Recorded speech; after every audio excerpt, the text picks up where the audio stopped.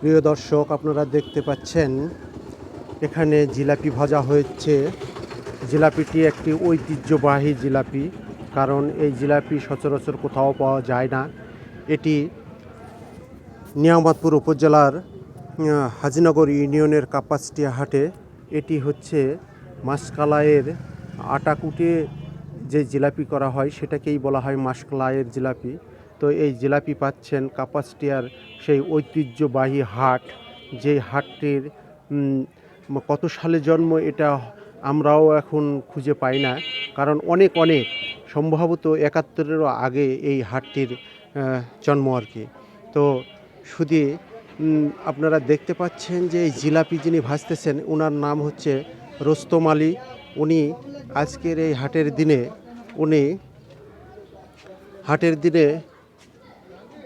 জিলাপি ভাজেন। মোটামুটি আপনার চিনির যে রসটি তৈরি করতে হয় সেই চিনি মোটামুটি ৬ ধাড়ার মতো, তার মানে ৩০ কেজির মতো এই চিনি ব্যবহার করেন। সেই চিনির রস সাইডে রয়েছে, এবং যেই খমিরিটা করতে হয়, যেটা প্রয়োজন, যেটা দিয়ে জিলাপি ভাজতে হয়, সেই জিলাপিটাকে কিভাবে ভাজবে দেখেন, এই জিলাপির খমিরও তৈরি করেছেন। প্রিয় ভিউয়ার্স, আপনারা দেখতে পাচ্ছেন উনি জিলাপিটি ভাজতেছেন, এবং তেল প্রায় ২০ কেজির মতো তেল লাগে এই জিলাপিটি ভাজতে। তো প্রিয় ভিউয়ার্স, আপনারা দেখতেছেন যে জিলাপিটি ভাজতেছে উনি বেলা ডুবার আগেই, সূর্য অস্ত যাওয়ার আগেই সম্পূর্ণ জিলাপিগুলোই বিক্রি করে তারপরে উনি এখান থেকে চলে যান, বিক্রিও হয়ে যায়। প্রিয় ভিউয়ার্স, আপনাদের দেখানোর উদ্দেশ্যেই সেই ঐতিহাসিক কাপাসটিয়া বাজারের এই মাসকালাইয়ের জিলাপিটি জিলাপি ভাজাটাই আমি ভিডিও আপলোড করলাম। তো প্রিয় ভিউয়ার্স, যদি কারোর প্রয়োজন মনে করেন, এবং এই জিলাপিটি এতই সুস্বাদু যে আপনারা একবার খেলে আবারও নিতে চাইবেন। তো প্রিয় ভিউয়ার্স, যিনি এই জিলাপিটি ভাজতেছেন সেই জিলাপিটি আসলেই খুবই সুস্বাদু। যিনি একবার খেয়েছেন তিনি দ্বিতীয়বার খাওয়ার জন্য আবারও সেই কাপাসটিয়া, সেই ঐতিহাসিক তালতলি থেকে হাফ কিলোমিটার দূরে সেই কাপাসটিয়া বাজারে অবশ্যই এসে তার থেকে জিলাপিটি নিয়ে গিয়েছেন।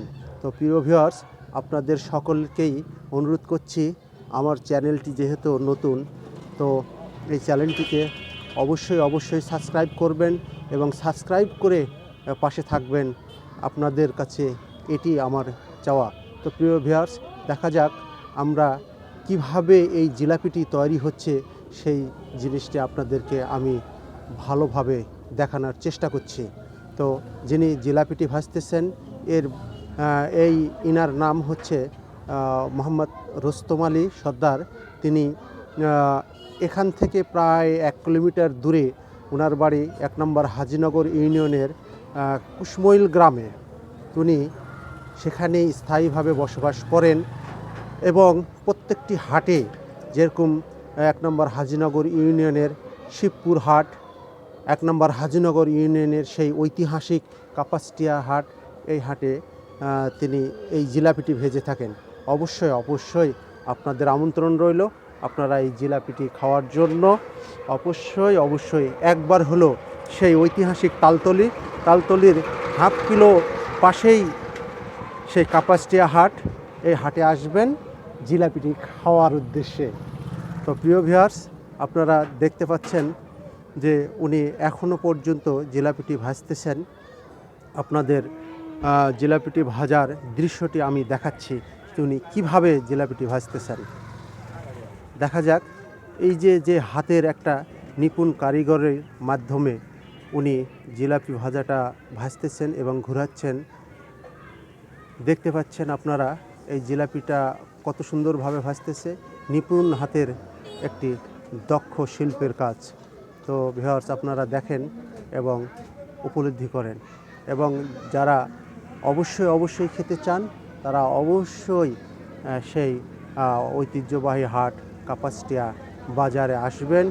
আমন্ত্রণ রইল, সকলকেই আমন্ত্রণ জানাচ্ছি এই জিলাপিটি খাওয়ার জন্য।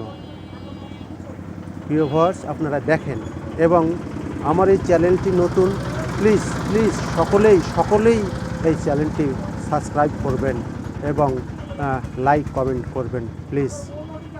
প্রিয় ভিউয়ার্স,